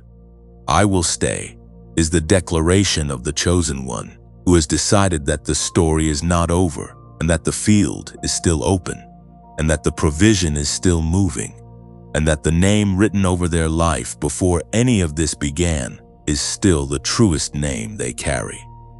Type it. Let it be your crossroads moment. Let it be the line that marks the place where you chose Bethlehem over Moab, where you chose the road over the return, where you chose to be Ruth in a moment that was asking you to be Orpah. 3 words, I will stay, and mean them with everything in you. Because on the other side of that decision, on the other side of the crossroads where you chose the road, there is something waiting for you that this message has been building toward from the very first word. Not just restoration, not just the return of what was lost. Something beyond that. Something that could only be accessed by the version of you that walked through everything you have walked through and arrived at this moment still on the road.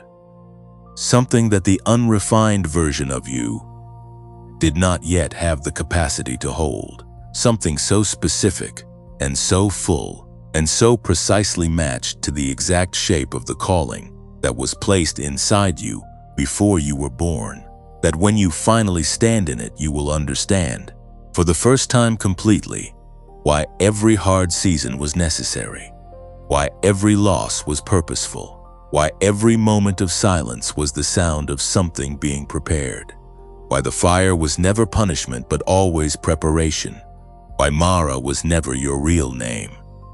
You will understand all of it, not as a theological proposition, but as a lived experience, as the reality of arms that were empty, now full, as the reality of a name that was replaced, now restored, as the reality of women in the streets celebrating what only God could have done with the raw material of one woman's grief and one daughter's refusal to let go of the road. That understanding is ahead of you. It is on the other side of the decision you are making right now, and it is more than worth everything the road has cost you to get here. Stay on the road. The next section of this message is going to show you what is waiting at the end of it, and it is beyond what you have been allowing yourself to imagine. You have stayed on the road. You have made the decision that Ruth made at the crossroads, the clean and unqualified refusal to turn back, and now the road is taking you somewhere that your grief-seasoned eyes have not yet been able to fully see. Not because the destination is hidden from you as punishment or withheld from you as a test of endurance, but because the human eye, shaped by loss and narrowed by long seasons of fire and silence, has a limited capacity to perceive the scale of what heaven has been building in the space between your emptiness and your fullness. What is waiting on the other side of your crossroads decision is not a modest improvement on the life you had before. It is not a patched version of the story that was interrupted by your hardest seasons. It is something categorically different. Something that could only have been built by the architect who designed you, using the specific materials of your specific suffering, according to a blueprint that was drawn before you were born and has never once been revised. Naomi could not have imagined Obed when she was standing in the gate of Bethlehem calling herself Mara. The gap between where she stood in that moment and what she would be holding in her arms at the end of the story was too vast to be bridged by imagination alone. She could not have drawn a straight line from her bitterness to her grandson.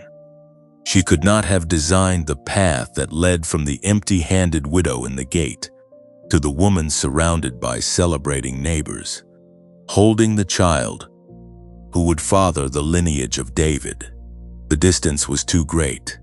The variables were too numerous. The turns were too unexpected. And that is precisely the point. The restoration that heaven builds for chosen ones is always beyond the capacity of the chosen one's imagination to anticipate, because it is not built from the materials of what was lost. It is built from the materials of what was learned in the losing. And what is learned in the fire is a more durable and more luminous material than anything that existed before the fire began. You have been learning in the fire. You may not have called it learning. You may have called it surviving or enduring or simply not giving up because giving up felt like a betrayal of something you could not fully name. But what has been happening in the fire, in the silence, in the gap, in the long stretches of ordinary days that felt like they were leading nowhere, is that you have been acquiring something that cannot be purchased or borrowed or inherited or manufactured. You have been acquiring the particular wisdom that only comes from the particular suffering of a particular person who was chosen for a particular purpose that required exactly this kind of preparation. That wisdom is now in you.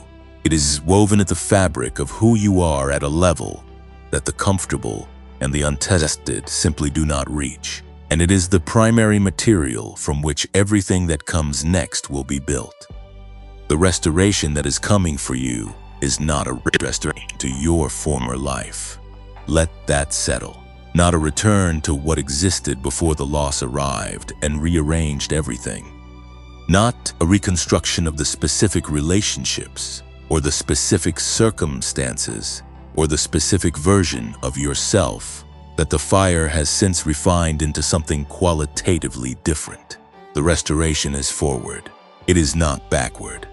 It does not reach into your past and reassemble what was dismantled. It reaches into your future and builds something new from the person that the past has produced. And the person that the past has produced, the one reading or listening to these words right now, is more equipped, more refined, more precisely calibrated to the calling than any version of you that existed before the fire began. Naomi's arms were full at the end of her story with something she had never held before. Not a replacement for her sons. Not a reconstruction of the household she had lost in Moab. Something entirely new. A grandson who carried a lineage that she could not have traced from where she was standing in her grief. A future that was not the continuation of her past, but the beginning of something that her past had made possible. The women who celebrated with her did not say, "Look, She has been restored to what she had before. They said, "Blessed be the Lord who has not left you without a Redeemer." The Redeemer had done something new, and the newness of it was the point. The newness of it was the evidence of the God who makes all things new, not repaired, not restored to factory settings, but genuinely, categorically, irreversibly new. This is what is ahead of you, new. The word is simple and the reality behind it is staggering. New relationships that are built on the foundation of the authentic you, the one the fire has revealed, not the performed version of you that existed before the breaking.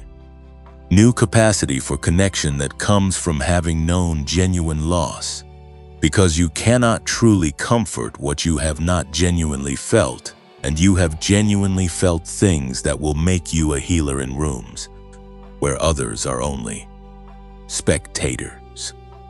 New clarity of purpose that comes from having been stripped of everything that was not essential, because the fire burns away the peripheral and leaves only the core, and your core is a calling that has been waiting for exactly this moment to find its full expression. New provision, not a trickle of just enough to get by. The grain that fell for Ruth in Boaz's field was not a modest supplement to what she could gather on her own. It was abundance, deliberately released by someone with the authority and the means to release it, into the path of someone who was positioned to receive it by the faithfulness of her daily return to the field. The provision that is moving in your direction right now is proportional not to what you had before, but to what you are called to do next. And what you are called to do next is larger than anything you have done before, which means the provision being prepared for it is larger than anything you have received before. You are not being restored to your former measure. You are being elevated to your next one. The word that speaks most precisely into this forward restoration, this ahead not behind newness that heaven is building for the chosen ones who have stayed on the road, comes from the Apostle Paul, writing from a place of personal suffering that was not abstract but concrete and costly and sustained, into the lives of people who were also in the middle of the kind of fire that makes the future feel like a myth. For I consider that the sufferings of this present time are not worth comparing with the glory that is to be revealed in us. Romans chapter 8, verse 18. Not worth comparing, not slightly less significant, not marginally outweighed, not worth comparing.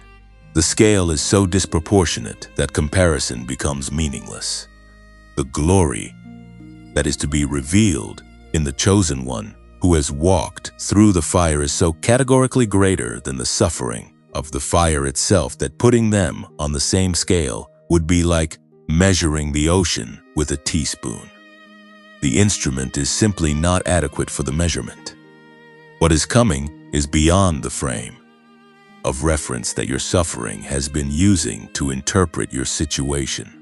And that is not a promise designed to minimize the suffering.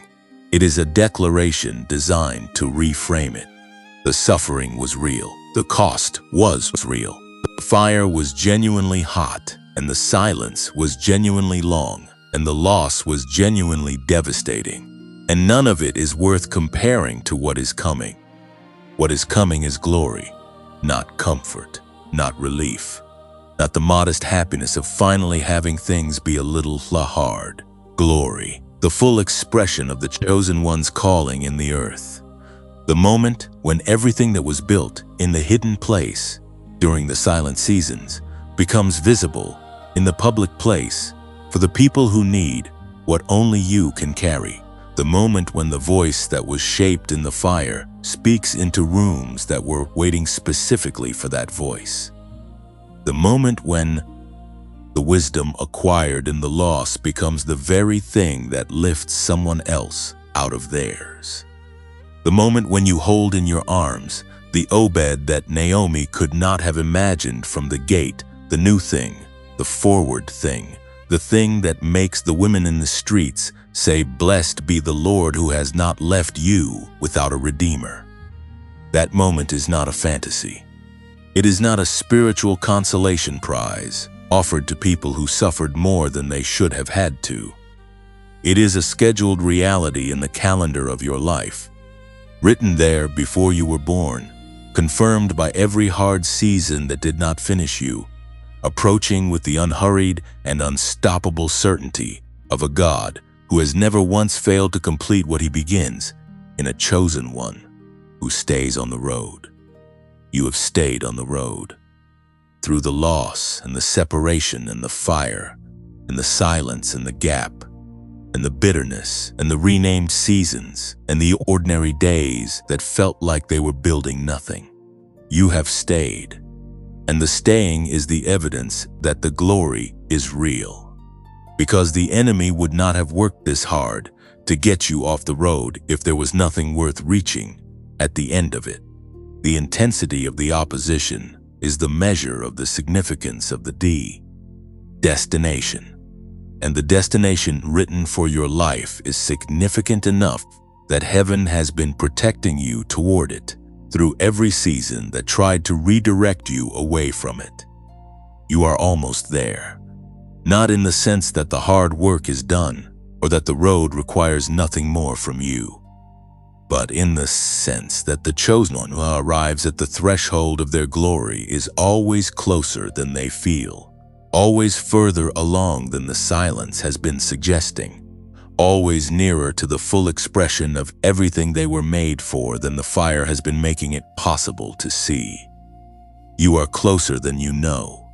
The field is more open than it looks. The provision is more advanced in its approach than the gap has been allowing you to perceive.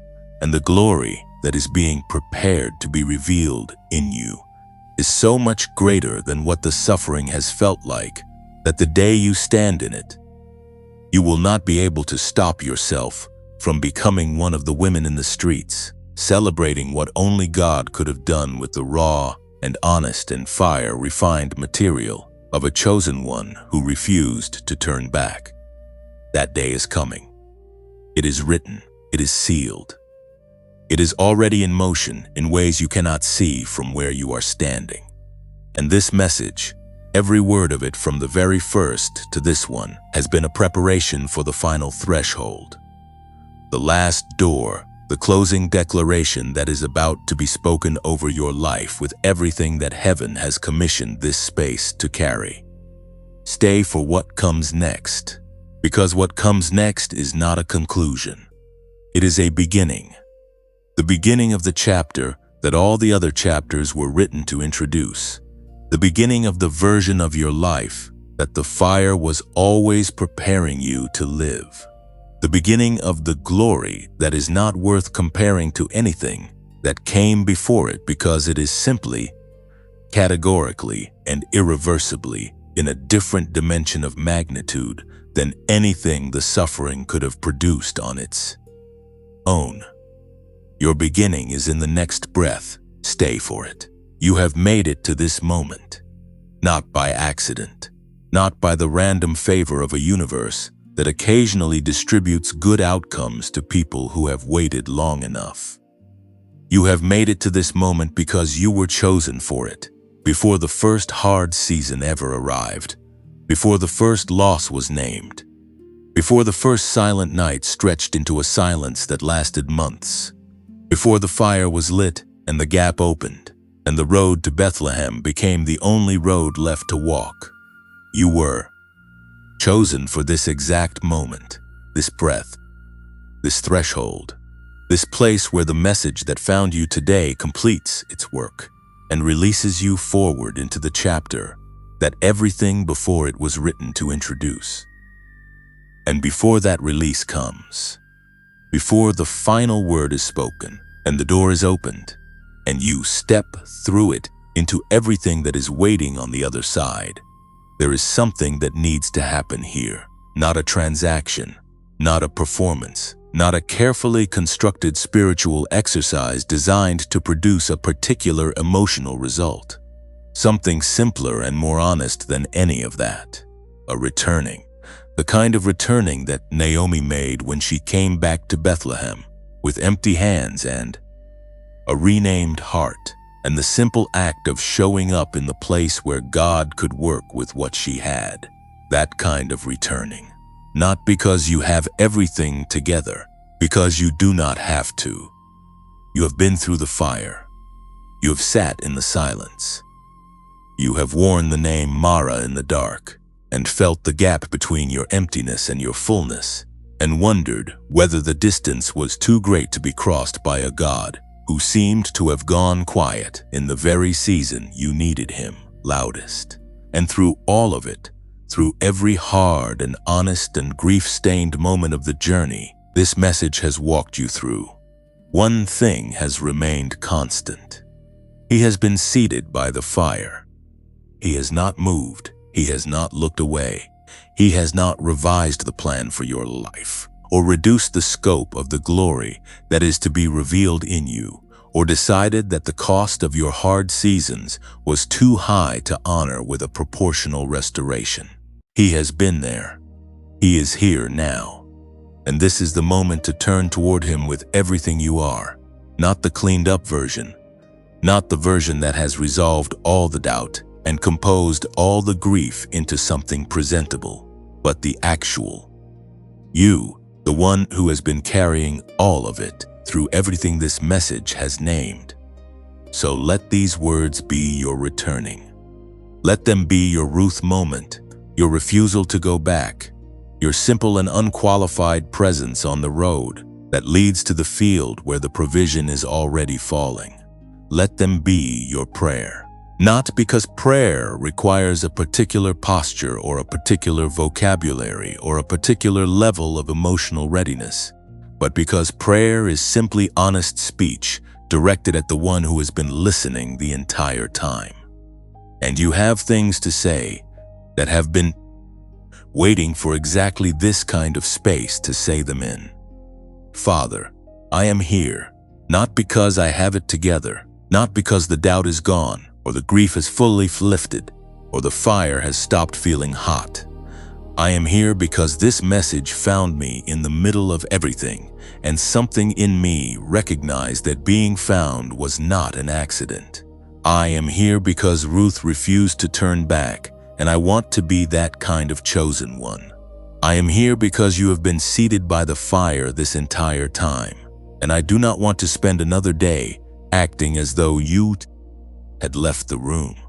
I am here with empty hands and a heart that has worn names it was never supposed to keep, and a hope that has been battered but has refused, somehow, to die completely. I bring all of it, the loss and the separation and the transformation and the bitterness and the ordinary days that felt like they were leading nowhere, and the quiet, stubborn refusal to give up that I did not always understand but could never quite bring myself to abandon. I bring all of it to you, and I ask you to do with it what you did with Naomi's emptiness. Make it the beginning of something I could not have designed from where I was standing. Make it the material of a restoration that goes forward, not backward. Make it the threshold of the glory that your word says is not worth comparing to any of the suffering that preceded it. I trust you with the gap. I trust you with the silence. I trust you with the road I cannot yet see clearly. And I choose today, in this moment, with this breath, to stay on it. Amen. That prayer is not the end of anything. It is the beginning of everything. It is the moment the road opens into the field. It is the moment Naomi lifts her eyes, and Ruth returns with more grain than expected, and the name of Boaz enters the story for the first time, and everything that was declared lost begins its quiet and unstoppable return. That is the moment you are in right now, not the moment after the breakthrough. The moment that the breakthrough is built on. The moment of honest return, offered with empty hands, received by a God who has never once turned away a chosen one who came back to the road. You are the chosen one, not in the abstract, not as a comfort phrase, not as a title assigned to make you feel better about a hard season. You are the chosen one in the operational, specific, heaven-confirmed sense of a person who was selected before birth for an assignment that required exactly the preparation you have been through. The loss was preparation. The separation was preparation. The transformation was preparation. The fire and the silence and the gap and the ordinary days and renamed seasons, all of it, every single layer of it, was preparation. And the person standing on the other side of all that preparation, which is you, right now, in this breath, is more equipped and more refined and more precisely ready for the next chapter than any version of you that existed before the preparing began. The glory that is to be revealed in you is not a future event that has nothing to do with your present moment. It is already beginning. It began the moment you chose to stay on the road. It began the moment you typed those 3 words in the comments and meant them. It began the moment this message found you and something inside you slowed down and recognized that you were not in this space by accident. The glory begins in the recognition. It begins in the returning. It begins in the honest prayer offered with empty hands by someone who has been through the fire and has come out of it still carrying the thread that connects them to the story God has been telling about their life since before they were born. Do not leave this space without doing one more thing. If these words have walked beside you through something real today, if this message has touched the loss or the silence or the fire in a way that felt less like content and more like a companion, then let it travel further. Like this video before you close it. That one action opens the door for the next chosen one who needs to hear that the fire is not the end, and the silence is not abandonment, and the gap is not a graveyard, and the name, Mara, was never the truest name they carried. Like it for them. Share it for them. Send it to the one person in your life who has been on the road alone and needs to know that the field is still open and the provision is still moving and the Redeemer is already on his way.